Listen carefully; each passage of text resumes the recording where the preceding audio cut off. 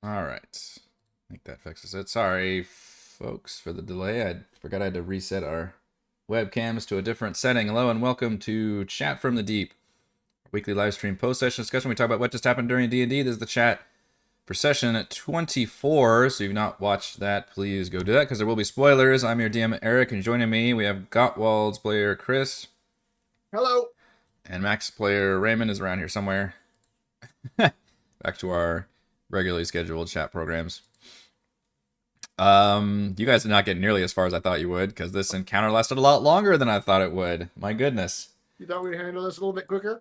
You know, level up sessions are weird because I know the level ups take a while. This one especially seemed to take a while. We did. We talked for a while. I think we just talked for a while and kind of shot the shit, which tends to be the case. I think level ups we all just enjoy like hanging out for a while, but it really felt like it was 10. Even though we started before 10, it was like 10:30 at the earliest before I was like, all right, now we got to start actually playing D&D. Yeah.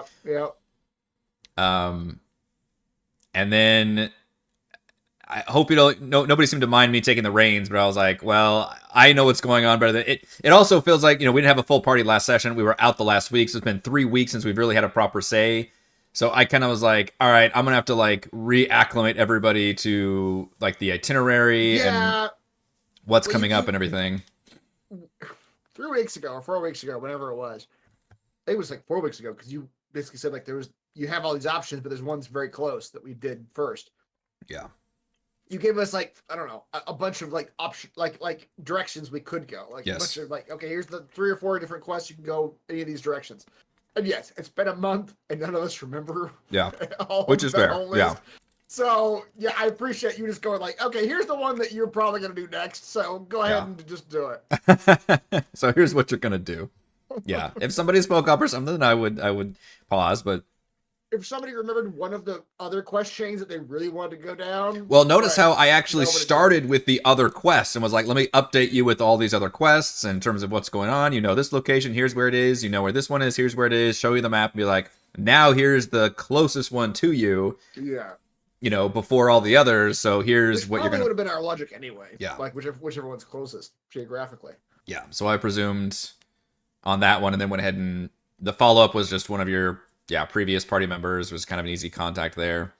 Mm-hmm. And and then I only had this one combat encounter planned en route, and it was, to reflect the fact that this area is just crawling with Sahuagin.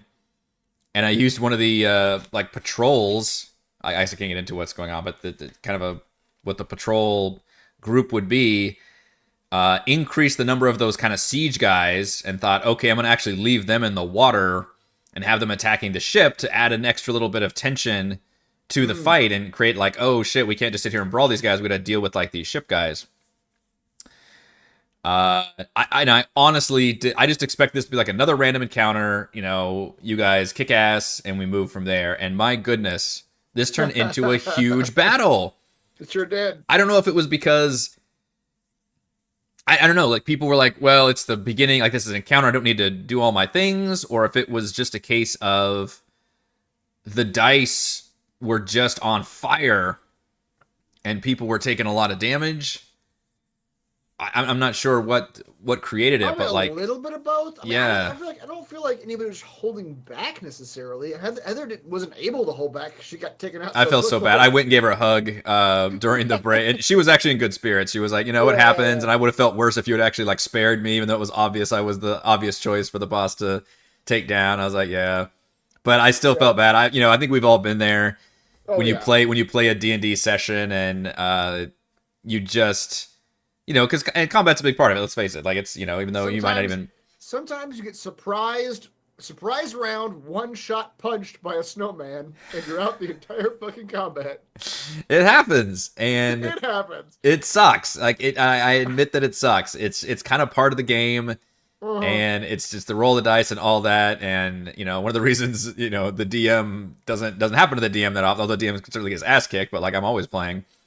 But I'm very conscious about, oh man, that really sucks too. She got one good, like it was a great idea, right? To cast that fear spell and 3 people. I was like, this is going to be huge. They're all going to just dive into the water and eliminate half this fight. What a big change in momentum that ended up being where all 3 of them made the save. So none of them were affected by a huge fear spell, and then they could turn around and just down her after that. Yep. One of them, I think one of them like got her really weakened, and then the other one, the boss actually came and finished her off. I'd love to see for this fight. I'd love to see one of those bar charts of like 1 through 20, like how much each number was rolled. I feel like this session, both us and the enemy, like everything was over like a 13. It was a lot. Everybody was getting hits. High rolls. Yeah, everyone was doing everything. You know, it's so weird. The Sahuagin on paper don't seem that strong, but every time I've used them, like, damn, are they effective? Like, they don't have that impressive of stats, but the fact that they have that Blood Frenzy ability, advantage is crazy. Pretty much grants them advantage almost all the time. Mm-hmm. And even the weakest Sahuagin stat block, which is mostly what you fought, has multi-attack. So 2 attacks at advantage. They don't hit for very hard, but I just don't know if ironically, except when I was hitting you, I was rolling like the worst damage. But then everybody else, it seemed like you were hitting like regular damage for me. Yeah, like 2 or 3 damage or something. Everybody else was like above average damage. And it was pretty gnarly. I just did not expect that to be this tough of a fight. And then the boss alone, it actually does, I guess he's pretty strong. Now, balance-wise, it was interesting because Toril almost took himself out of the fight after that initial big volley, which was big. He took out one dude and damaged the boss. In hindsight, if he had attacked all 3 with the boss, it would have been huge because it would have debuffed the boss and all that, but he doesn't know he's going to hit with all 3 of those nat 20s. That's fucking crazy that happened. I literally wrote that down as like a memorable moment, like nat 20 on all 3 of those. But then him diving over the ship kind of created an interesting power vacuum here where the boss suddenly had free reign to just waltz up and do terrible things. And but I thought it was really cool where he actually engaged in social dynamic, which I did not expect was Sahuagin of all the enemy creatures. So that took me by surprise as a DM. I didn't know he was getting this ability that would allow him to converse with creatures underwater, for example. And that's funny that he wanted to immediately employ that. So I tried to run with it as best I could, and it gets even more complicated because he's a Fathomless, and he's got this interesting relationship, which he reminded me about. So it's all very tricky to deal with this in the middle of a combat encounter. But I thought that relationship is tricky because from what I'm gathering, from what the story has been so far, he gets his powers from the Fathomless, the Slarkarthel, but like he got his powers from him when he wasn't being controlled / corrupted, whatever. Yeah. And now he was an OG member of the. He was an OG, yeah, exactly. The Kraken and now Squad. that Slarkarthel is being controlled by something, all these Sahuagin are following Slarkarthel's orders as part of being under his control, which is very much also, weirdly enough, is also kind of the plot of Baldur's Gate 3, where they're controlling the Call from the Deep was written before Baldur's Gate 3 because it came out. I actually reviewed it years ago. And then we started this campaign. I guess Baldur's Gate 3 Early Access has been out for a while. We started this campaign, I think, before, or did we? I actually don't remember. Somebody help me on that. If we started this before the 1.0 of Baldur's Gate released, that's good. That's a good question. It might have been pretty close. But yeah, the bummer is I realized, the more I play Baldur's Gate, and the more I dive into this campaign, I'm like, man. I mean, I only just now all the ocean stuff is unique to this one. It is for sure, and that's what makes it unique. But yes, the whole like Mind Flayer, Control, all that kind of stuff. There is a lot of overlap there. So August 3rd. Did we start our campaign before or after August 3rd? Boy, it's pretty close because remember we had the whole summer. We took the summer off. Yeah. So it was probably right around August that we started. So yeah. But, I mean, it's coincidental. I mean, it's not like, you had no effort to know. Right. Yeah.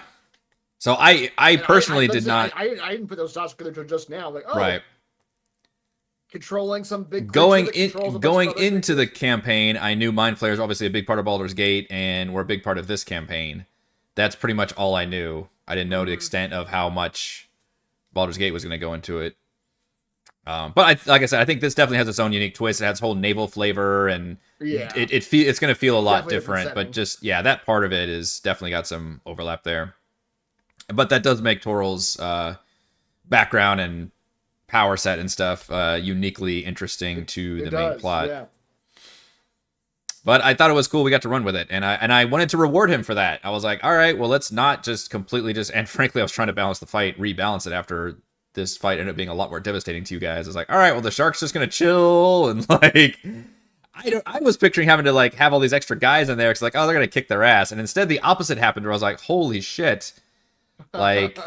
I need to not let Toril get completely surrounded by all these like stronger than average Sahuagin in the water, like that he just jumped into and started talking to. So damn, Yeah.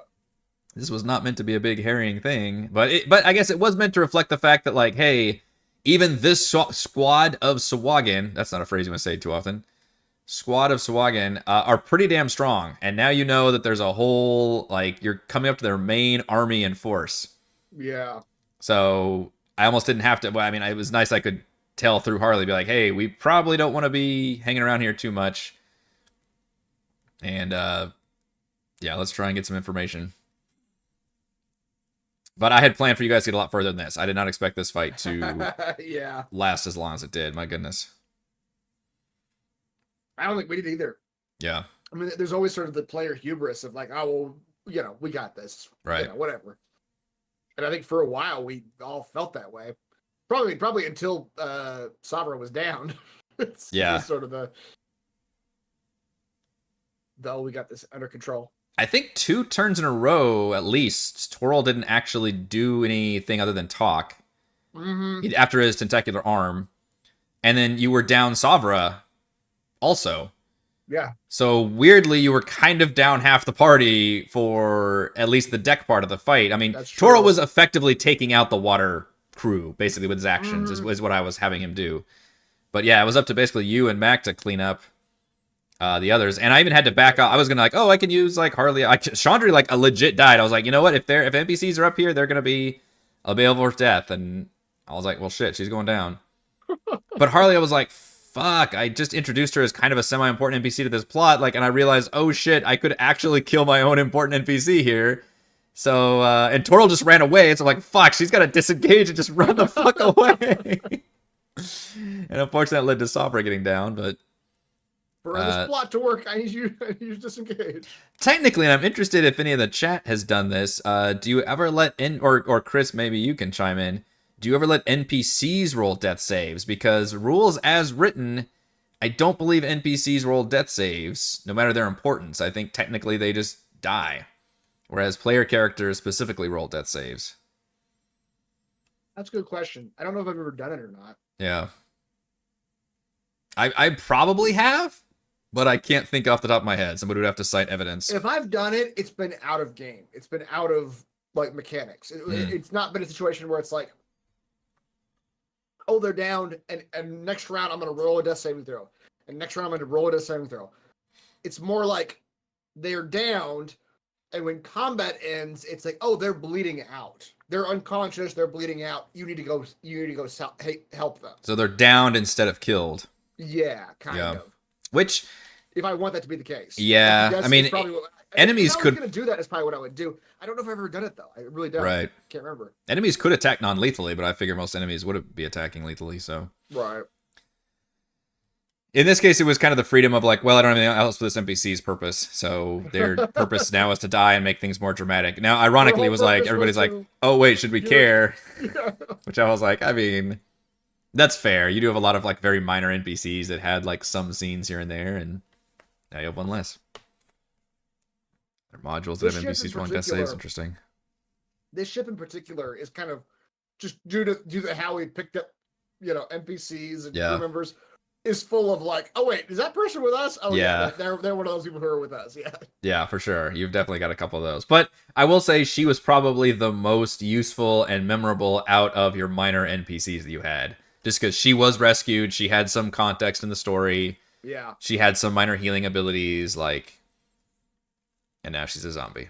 Now she's a zombie. Yeah, the most important was the Triton, and like literally to where I was like, I fucking can't lose her right now. Like that dude did like half her hit points in those multi-attack. Like holy crap.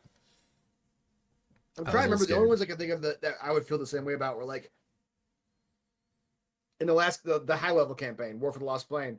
you had like the guide NPCs Yeah. that were with you. They couldn't die. Like they're like they physically couldn't die. You guys chose like the little cat, little black Yeah, cat. that you around. could make those were so supernatural. I feel like you could just make up a thing where like, oh, Yeah, they like, oh, disappeared a disappeared. thing. Yeah, whereas these are all just like regular people joining you, so Yeah, it gets a yeah. little trickier to make that argument. But I mean, I thought about it for a second. I was like, maybe just down. Do I want to down him? He's like, nah, she's dead. Like let's just kill her off. I'm okay with it at this point. Yep. Everybody's expendable. But Harley needs to disengage and run away. I guess technically she could go down too. She already told you most of the relevant information, which was like the location and her suggestions on where to go. Yeah. But yeah, it was nuts how It is nasty always this helpful fight was. to have that character that can be like the DM suggesting things. Yes. Without the DM suggesting things. Yes. Yes. I've had that a lot, if you notice. A lot of times I saddle you guys with an NPC who has, very critically useful suggestions, which is partly why that NPC exists. And that's the reason why you have a lot of NPCs exist in any module or adventure, is they can impart that useful information that you need and then have some fun role-playing along the way. Yeah. I mean, that's just like narrative in general. Yeah. Like you have side characters who are there, because a critical piece of information needs to be relayed at some point. Yeah. And it's like their whole function was to have this piece of information. Yeah. It's fun that I could just use a character that was already with your crew as like, oh yeah, by the way, this was my... So I almost feel like this was a case, which I kind of joked about it and like, why didn't I bring it up before? But I feel like this was a case where you're like on the ship and this person's had like a yellow exclamation above their head and you just haven't really talked to her in like a few missions. Yeah. And now you're like, all right, well, let's talk to you and finally get your quest. Yeah. And she's like, oh, by the way, me and my lover, and he's like been captured for the last couple of days. You're like, oh, well, I guess we can go take care of that now. The outside of the game, is that because you hadn't just decided on this plot yet for her? Or was it just not important, not like relevant to what we were doing? If you actually go back, which I haven't, so I'm hoping I'm not pulling this out of my ass. My friend, everything gets pulled out of my ass. Yes. Thank you. But I believe when you first rescued her and talked to her, she said in her backstory that she was sent by Gillian to like spy on the Sahuagin threat. I think that was always my intention, was to have her lead into this particular storyline. I don't remember how much I said it would have been the same session where you guys, actually probably the session after you guys fought that ship battle, because that ship battle was a huge long session once. We probably did it at the start of the next session. Yeah. I don't remember how much I said about her backstory, but I know that was always my intention. Yeah. Was to connect her to this module. But at the time, I didn't know where it was going to be. I didn't know a lot of the details about it yet, so I know I didn't get into those kind of details about it. So I didn't know all that information until I started researching that quest some more and how to plug that module in. I just knew I was going to use... Basically, as far back around the time we started the campaign is when I started picking like which by the way, this is going to be one from Ghosts of Saltmarsh this actual whole module we're playing. Okay. Which one of those I was going to plug into the campaign and integrate into the Call from the Deep campaign. Nice.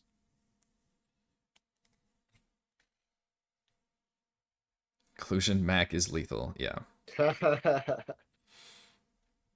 Mac is lethal, although, man, just the nat 20s were insane tonight. I know you guys rolled 5 on attacks alone, I believe, because we're at 8 right now, right? Yeah, we're at 8. We started at 3. So the CRIT moved 5 in one session, which is definitely above average. And then I rolled, I think, at least 2 crits. Yeah. On Savra. One of them after you forced me to re-roll. Right. You rolled a crit. I forced you to re-roll, then you rolled another crit. And I rolled another crit, correct. She put up a shield, which blocked the first attack, and then the second attack crit her, so it goes through the shield, because that 20 hits.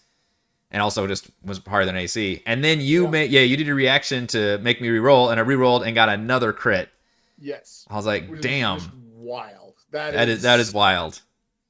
That is a lot of nat 20s being thrown around. And the dice was on fire. Just for both sides, the dice was on fire.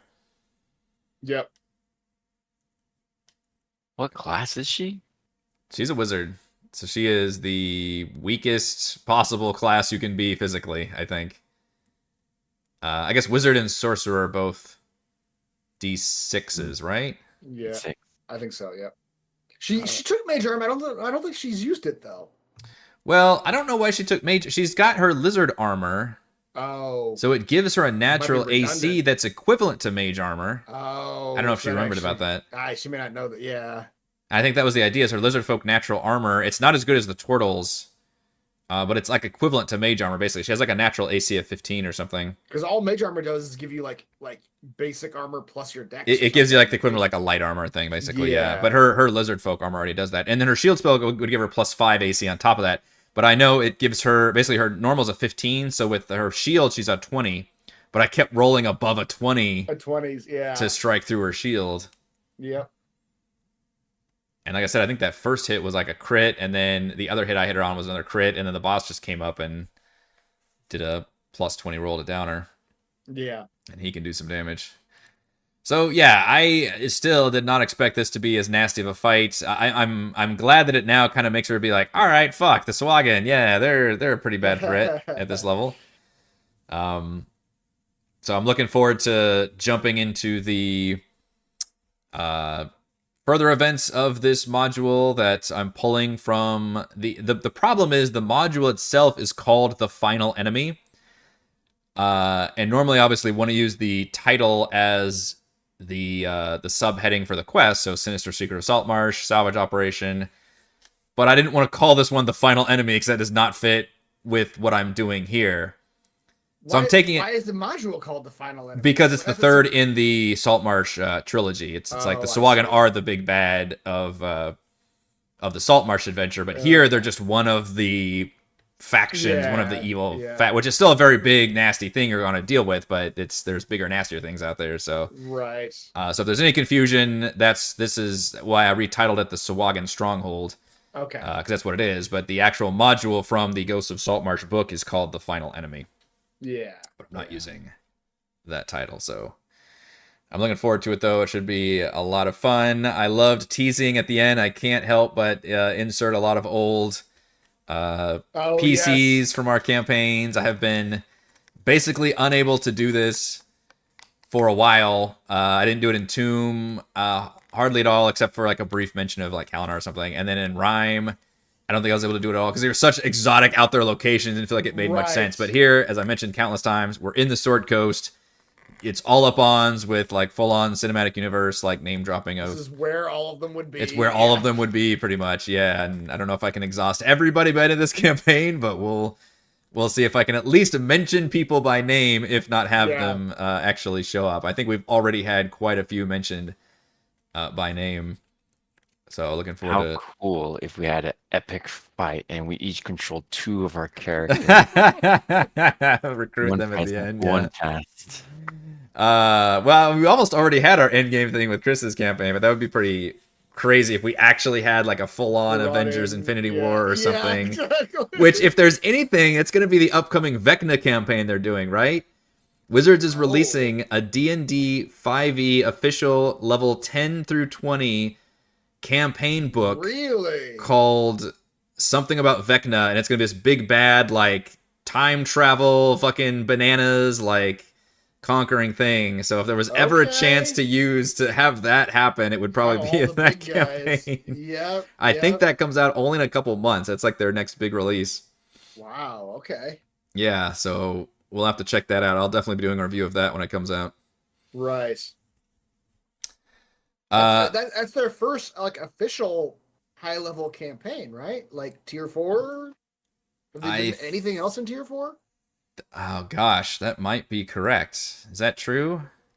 I know they've had stuff go up to like level 15 when it comes to like. Yeah. I think Out of the Abyss technically went to 15, and maybe some of the anthology. Candlekeep Mysteries maybe had some that were 15 or 16, but those weren't full. The 20 dungeon one. Mad Mage. That one, okay. That one went from like 3 to 20 or something. That's right, because like every floor. Before somebody in chat can tell me, yeah. Yeah, every level that's is right. every level is a different Yeah. level, so you keep going down, Yeah. down, down all the way till you get to 20. So Yeah. that's a weird one. I don't think there's much story there. It's just a huge mega No, dungeon. each level is like its own thing. Yeah, It's and I think not you've really- used a couple levels from there, like in your I've used campaign. like three. I and- took 3 of the levels. And yeah, used them in I've had a that few people, I think campaign. during the round table and elsewhere, say, "Oh, you should run that one." I was like, "We've kind of already run some of them, so Yeah. don't think it would really fit for us anymore." We've run a good chunk of it. Yeah, but that'll definitely be one to look at. All right, anything else about session 24? Can't talk too much. We barely scratched the surface. We just kind of I had know, a level up right. and then a one like random encounter on the way here, but at least we're now officially on the next mission. Yeah. All right, I think that will do it for this chat from the deep. Thank you to Chris and Raymond. Thank you to all the wonderful fans for watching, and we will see you next time. Bye.